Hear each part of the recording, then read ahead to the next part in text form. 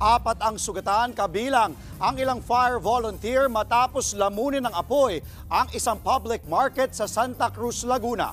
Nasa frontline ng balitang yan si Elaine Fulencio. Nabulabog ng sunog ang palengking ito sa Santa Cruz, Laguna kahapon.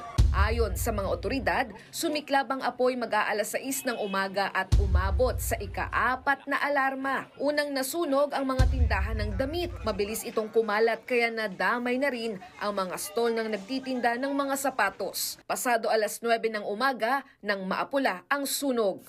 Sa drone shot na ito, kitang-kita ang lawak ng pinsala sa pamilihan. Kinumpirma ng local office ng Bureau of Fire Protection na may 4 na nasugatan, 2 fire volunteer, isang BFP personnel at isang civilian. Gumugulong na ang investigasyon para matukoy ang naging mitsa ng apoy. Sa Las Piñas, kita mula sa labas ng bakod ang apoy na lumalamon sa bahay na ito sa isang subdivision. Ayon sa mga otoridad, pasado alas 10 ng umaga kahapon nagsimula ang sunog.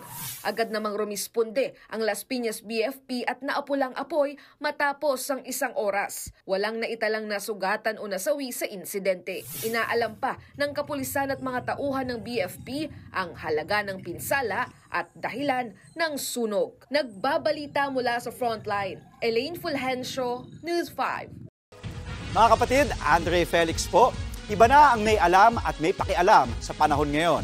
Para sa tuloy-tuloy na balitaan sa Frontline kahit weekend, mag-follow at subscribe sa social media pages ng News 5.